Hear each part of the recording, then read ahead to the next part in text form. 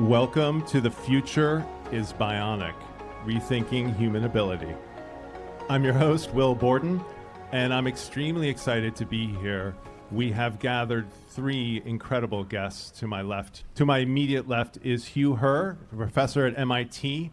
He is head of the Biomechatronics lab and is developing the next generation of bionic prosthetics.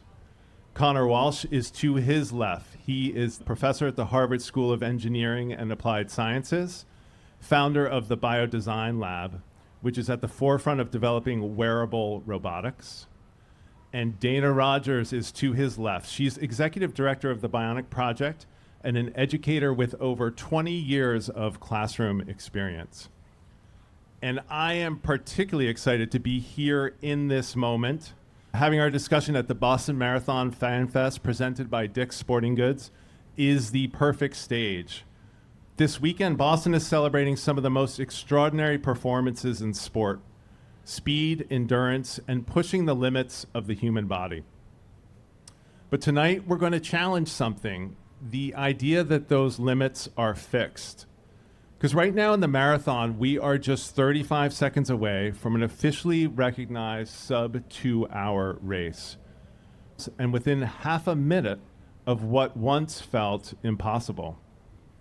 And at the center of that shift is innovation, including a new generation of running shoes with carbon fiber footplates designed to store and return energy with every step. Some of those systems, when combined with new foam technologies, have been shown to improve efficiency by around 4%. And in marathon terms, that's not small. That's nearly 5 minutes. But here's what's interesting. The core idea behind those shoes, maximizing energy return with carbon fiber, isn't or wasn't new. It had been explored decades before in prosthetics. The running blade wasn't just replacing a limb, it was solving a fundamental problem of movement.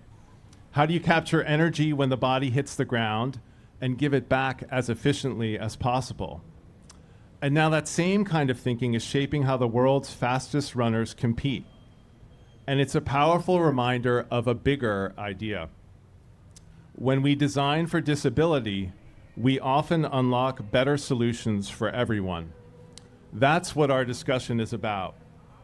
How ideas move from research labs into real-world technology and into classrooms, ultimately reshaping how we understand each other and what's possible.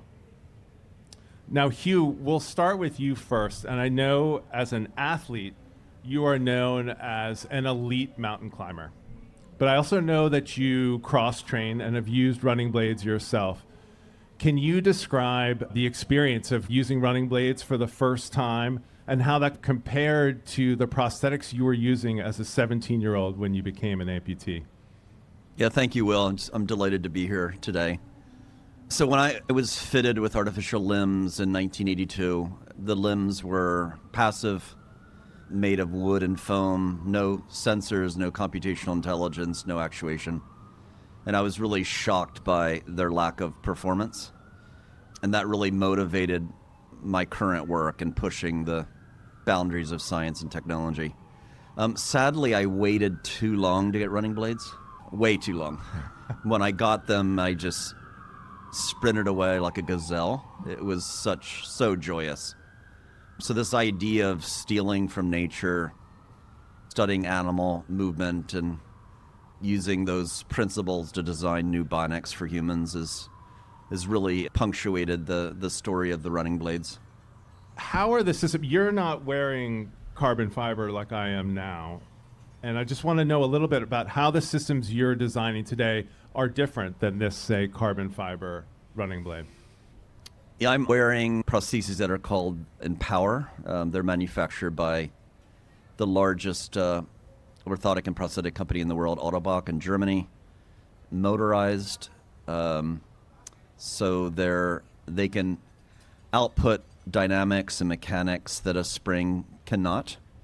So my ankles have many sensors to measure positions, velocities, accelerations, temperatures, torques.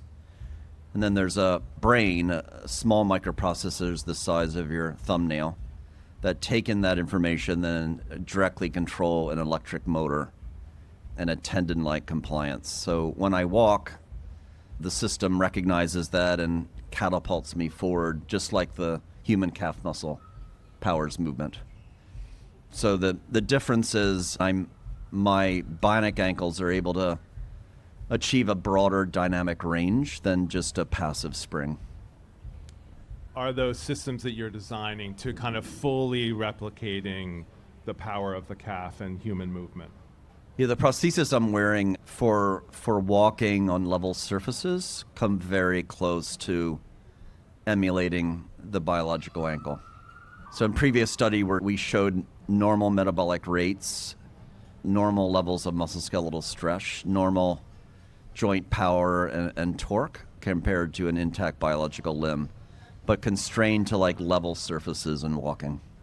And I know from demoing this and being a guinea pig in your lab myself, what that feeling is like. The sensation of power as opposed to just this pogo spring-like action is really quite unique. And I can imagine certainly a time when a double amputee using a system like this will be the fastest man alive. Do you imagine that future as well? Yeah, absolutely. When I was in 1982, when I was 17, after my limbs were amputated, I fantasize about a future world where technology is so advanced that prostheses will allow people to not only run, but run faster than persons with biological limbs. To extend human capability beyond innate physiological levels has been a critical dream of mine. And I think we are probably a decade away from robotic systems being faster and stronger and more powerful than biological limbs. It's amazing. And so at the Bionic Project, sometimes we look at research that it's designed for a specific use case. In this case, an amputee using a prosthetic leg. And sometimes it has broader crossover or helps develop a new generation of product. Is there anything else you're working on in the lab currently that might benefit the broader population? Yeah, in 2014, we published a paper on a leg exoskeleton that we showed was able to reduce the metabolic cost of walking, not of a person with any type of limb difference, but for a person with quote-unquote normal bodies. We could actually make walking more economical from a metabolic perspective. And we also showed that such a device can reduce musculoskeletal stress in something as normal as walking. So from that research data point, we spun out a company called Defy. My student at the time, Luke Mooney, and I co-founded the company. And today, Defy is very mature technology. So they're basically, the concept is Bionic Footwear. So it's a leg exoskeleton that kind of organically integrates with a shoe. One can put it on very easily and take it off very easily. And it's essentially a robotic calf muscle that catapults one forward with each step. It's like when you're at the airport and you hit the moving walkway and you take off, except you're wearing it and you have it all the time.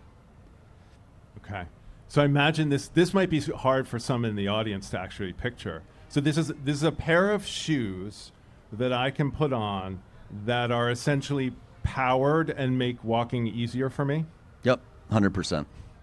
And not only walking, running as well. So I think in a decade, we'll all be scratching our heads and saying, remember when shoes didn't do anything? Right. Because we'll all be powered by Bionics. Okay.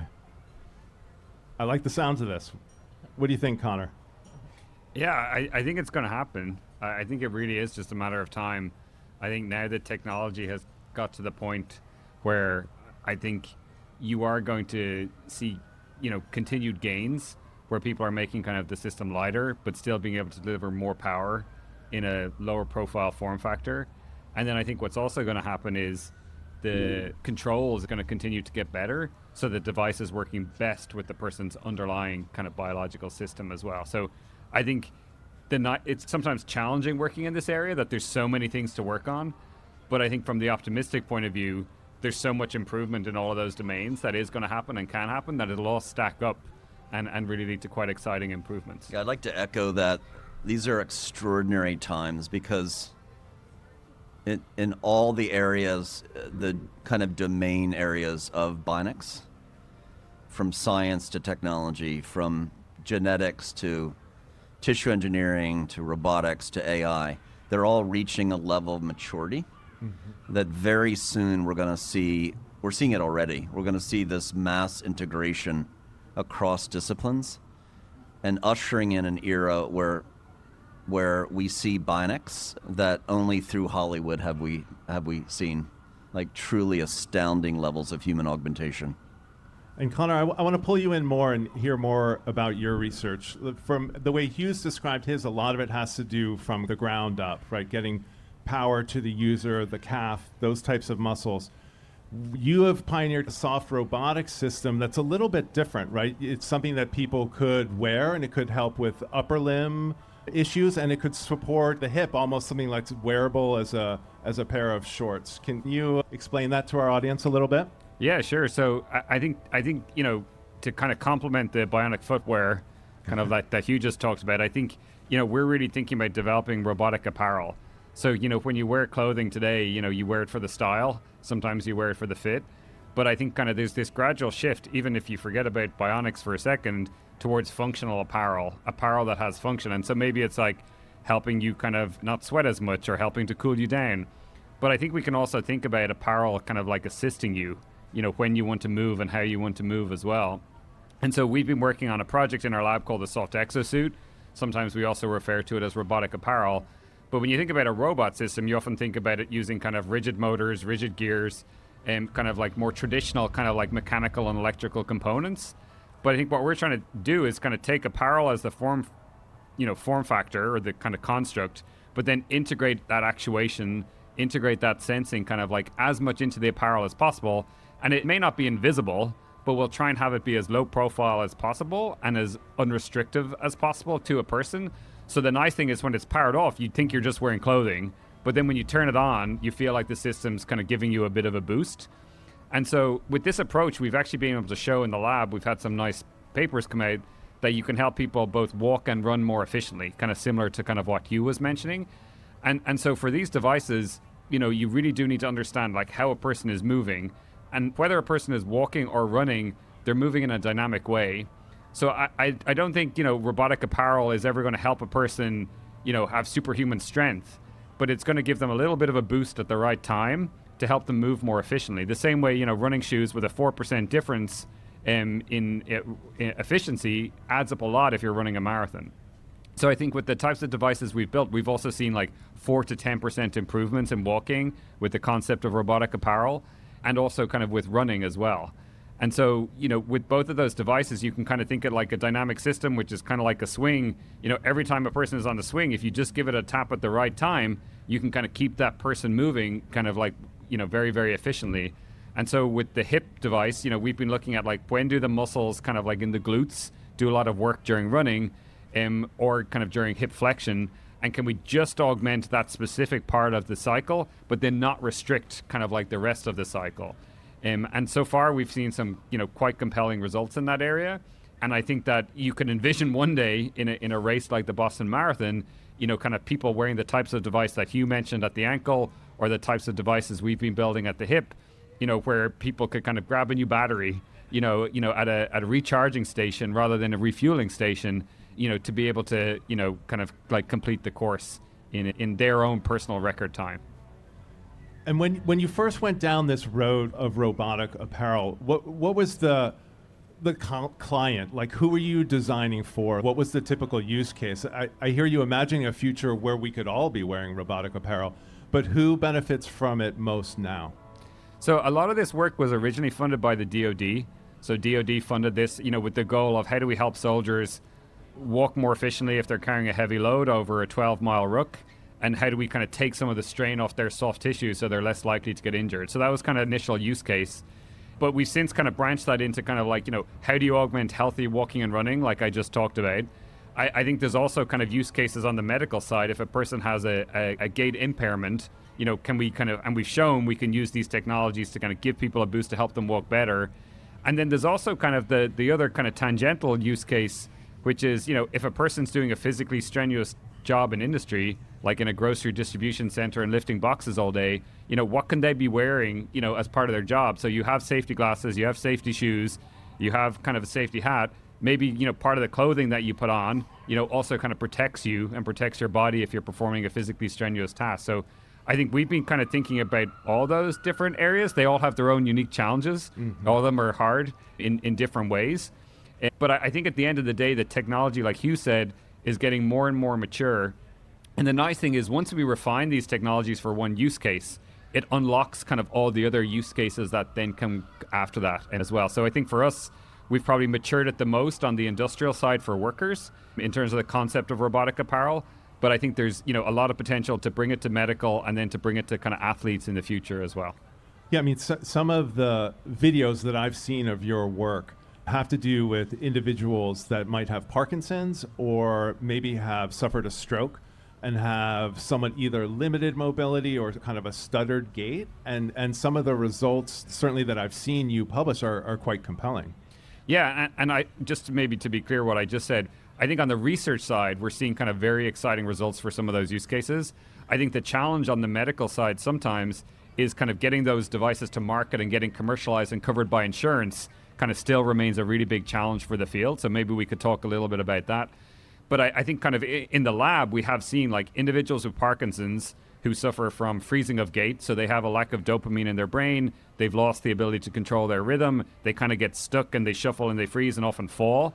But we've shown that if you're just giving them a little bit of a boost at the right time, in the right place on their body, they can walk normally and they don't freeze anymore. Which for them is like a person who can't walk from here, to the other side of the City Hall Plaza here, to being able to do that without even thinking about it. So I think, there's use cases for this technology where it can really unlock massive changes in people's lives.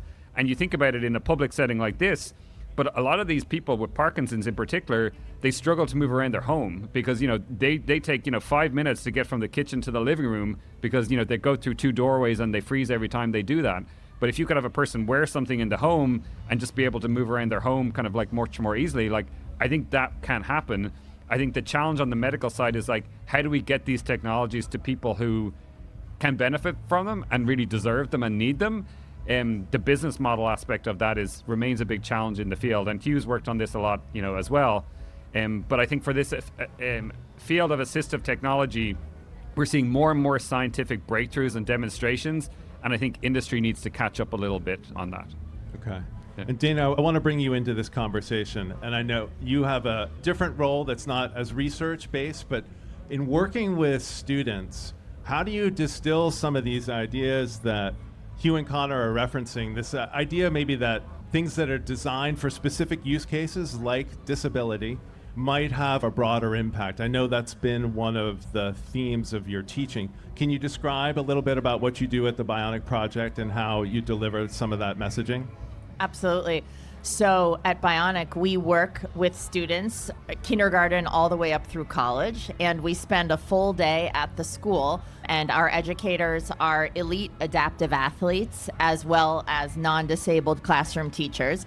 And we deliver assemblies, classroom workshops, and then we play adaptive sports with all students. And really our goal at Bionic is to normalize health, because disability is a normal part of the human experience. We will all experience disability at some point in our lives, be it permanent or temporary. So our goal is to normalize it and also normalize conversations around disability. And one of the ways we do that is through introducing the idea of universal design to students of all ages. And so we start often with an example of OXO Good Grips as a product that most students can raise their hand and say, yes, I have those in my house.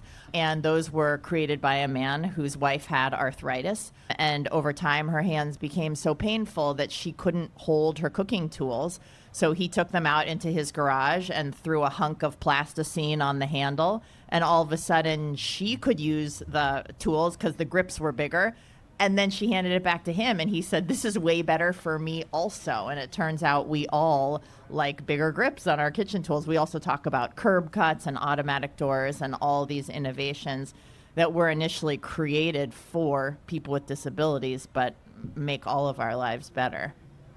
And I know that playing adaptive sports is also an important part of what you do. Can you describe that a little bit too? Absolutely. So at Bionic, we believe, again, that sports is a huge point of connection for all people, but particularly for kids. And when we bring elite Paralympic level athletes into schools and we teach students how to use the adaptive sports equipment, we are very careful to, say we're not trying on disability. We're actually teaching you an entirely different sport that has its own equipment and its own skills.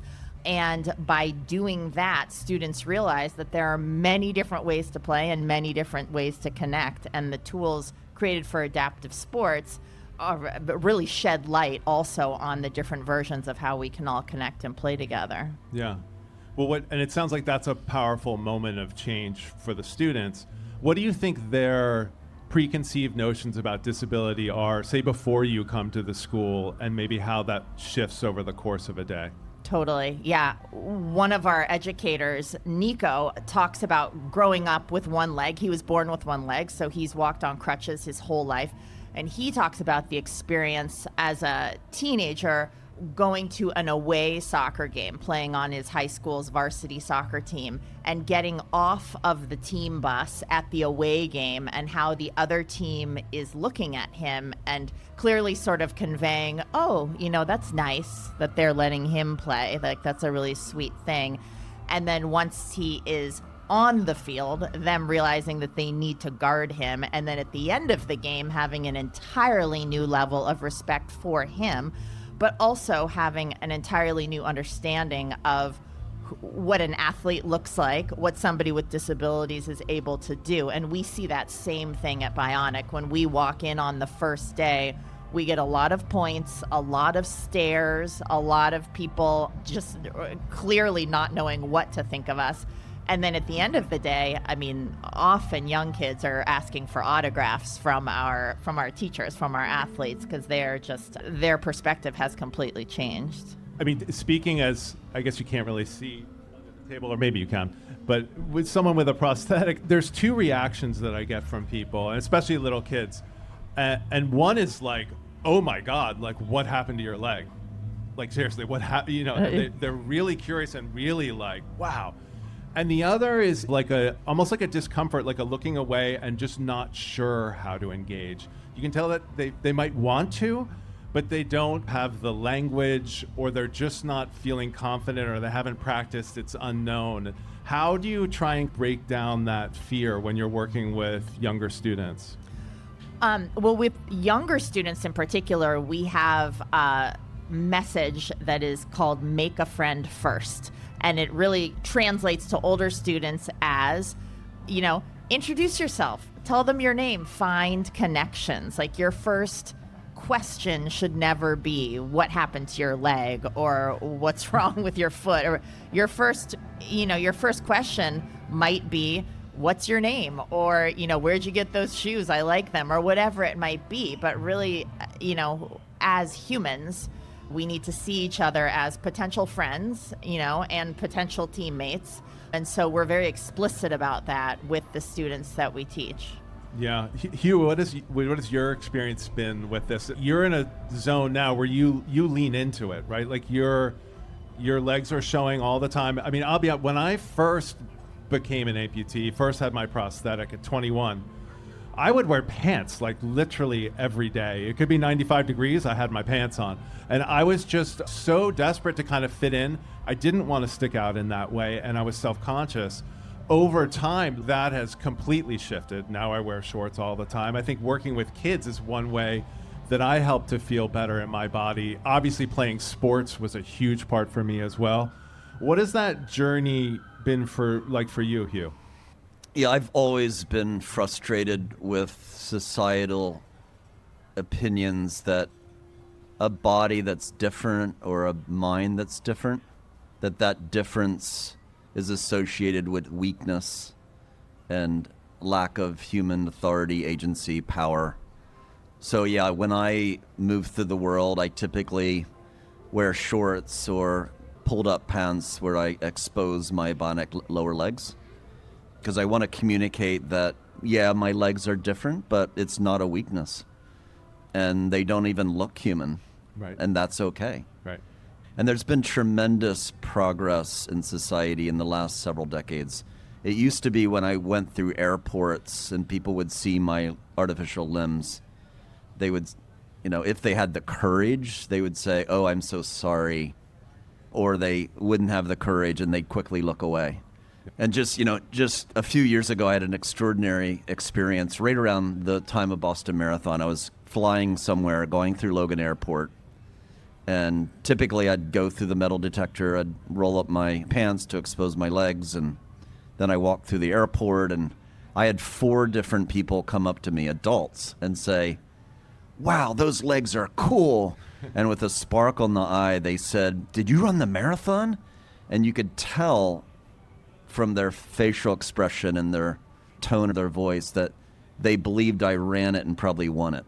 So that's a lot of progress. Yeah, I mean, I think representation matters, right? Like we're seeing more and more athletes represented, athletes with prosthetics and differences. And I think really to their credit, the Boston Athletic Association and the Boston Marathon has really been at the forefront of this. They had the first wheelchair division in 1975. They now have 7 para-athlete divisions, all of which get prize money. So I think that's a really important moment, and we hope the other world major marathons will follow.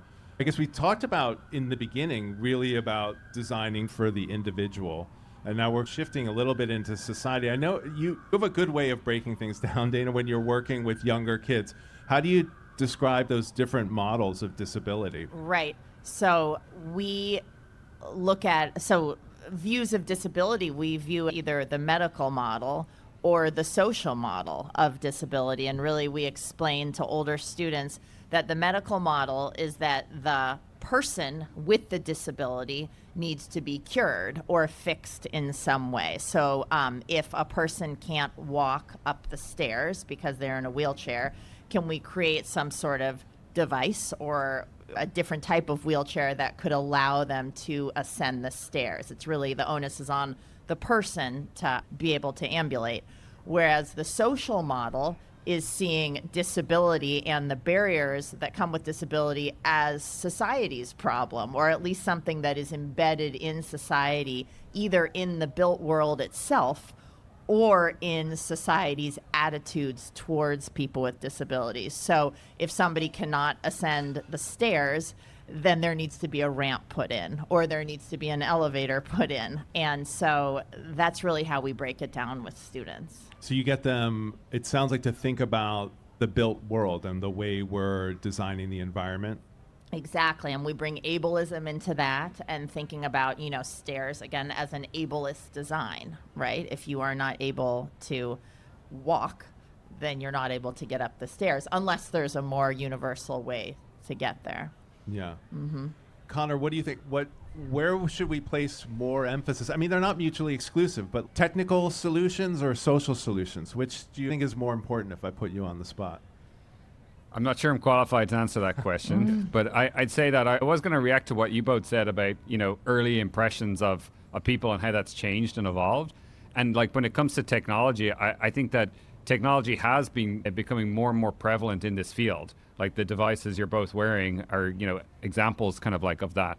And would you say that, as individuals, like the two of you at least, do you feel like the more high tech it is, the more cool it is, the more you want to show it off? And I think to kind of get to your actual question, is it that like if we can just show what's possible, between like a machine and a human working together, then that just becomes a cooler and cooler thing. And then people think that we want to do more of that. And it becomes this kind of like positive cycle where, we're looking for any opportunity where technology can enhance performance for anyone. It doesn't have to be kind of someone who's an amputee. It doesn't have to be someone who's elderly. It could be like, where does technology like improve the human experience? And I think kind of like prosthetics or exoskeletons or robotic apparel, they can be kind of some of the leading examples of that get people excited, and is kind of like, helping to generate awareness. But hopefully then that trickles down in terms of technology just helping much more broadly, for people. Because it doesn't always have to be a physical device. kind of sometimes it could be a user interface or using simple tools in the kitchen.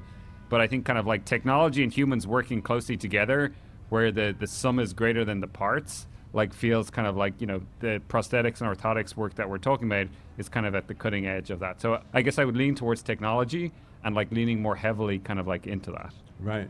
As long as we can design it so that, right, it feels and looks cool and good, right? I imagine that's a little bit of a challenge in your work with exoskeletons that people are wearing. Like, how do you put that into a form factor that I would actually feel cool going out to the club in? Yeah. And what color should it be? Yeah, exactly. Yeah, no, but like, I think it's an important question is like, you want these types of technologies to be desirable. But I guess like what I was just reacting to is it that if the technology is becoming better, that people are more excited to show it off? Mm-hmm. So you're not just wearing something that's helpful, but you're wearing something that is like, the latest and greatest, like the highest performing kind of piece of tech. And like you're showing kind of how, it works as well as it helping you as well. Yeah.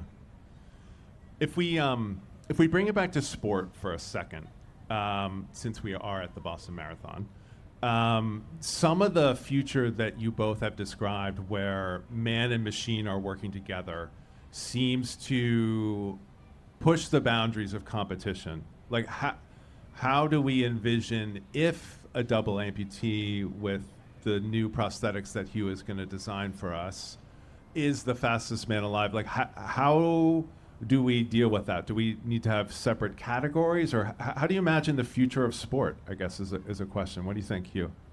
Yeah, some sporting events, such as the Olympics, for example, are really a celebration of what innate biological bodies can do at the extremes. But other sports, like sailing or race car driving or parts of the Paralympics, are a celebration of human-machine interaction at the very boundaries of capability. So I think this is going to be an extraordinary century because we'll see all these new forms of human technological enhancement that will lead to new sporting activities, power climbing, power running, power swimming, and so forth. And all those new systems will lead to new sporting events. So just as the bicycle was invented a very long time ago and now we have cycling, we're going to see that pattern of invention leading to really interesting human-machine sports. I like that. You guys have any reactions to that? I think it'll be exciting, to have showcases. I think as the technology, even before it goes mainstream, I think as either research labs or companies build devices that really kind of like allow people to do more than they otherwise could by using technology, I think it'll be exciting. And I think, whether it's a 2-hour marathon and someone breaking that using robotic apparel or Bionic footwear, I think those types of demonstrations I think will happen first. And then I think that'll help people realize that I think there's an opportunities for kind of new forms of entertainment, and new forms of sport that kind of like come from that. So I think that is going to happen in, I would say, the next decade. I think we're going to see those types of things as demonstrations, and then how that trickles down into kind of changing sport and evolving competition. I think that'll kind of like, it'll start to become more clear what are the exciting opportunities in that area once we see these kind of demonstrations. Yeah, I think in the middle part of this century that a sporting event such as the Olympics will be quite boring compared to these new human-machine sports. It'll be like, with a normal biological body, that's you can't jump any higher, you can't run any faster.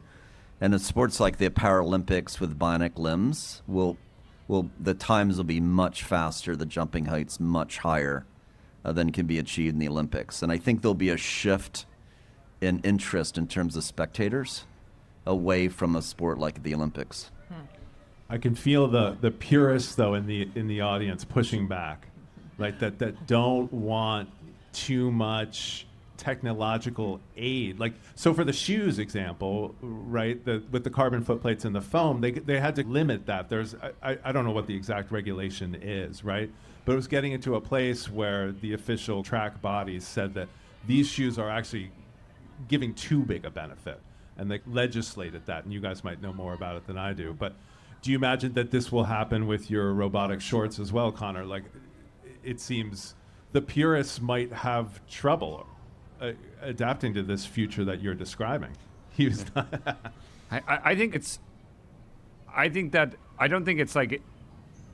like Hugh was saying. I think there will be the Olympics that kind of like is similar to kind of like what it is now, but I think we'll see other things emerge that complement that.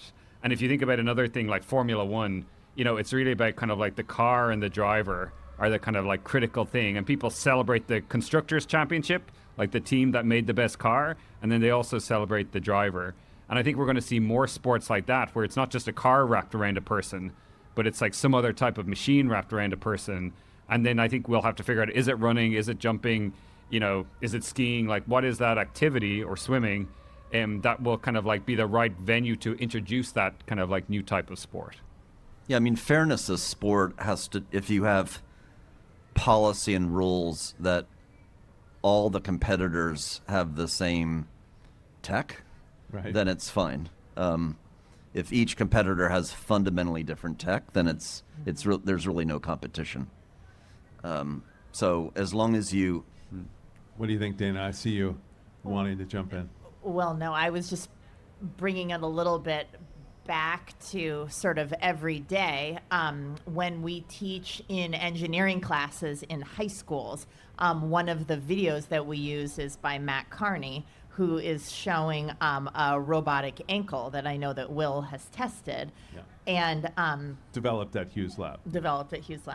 And two interesting parts about this. One is that when Will teaches that, students often ask him, why don't you wear that robotic ankle? And Will, you often explain that it's heavy and it beeps and it can run out of battery. So I guess one question I have is the technology that you all are sort of envisioning and thinking about, is it just specifically for these extreme athletic competitions? And is it actually, I'm always curious about when is it useful in the everyday, like the advancements that actually still work for the person who's taking their kids to school and taking their dogs for a walk.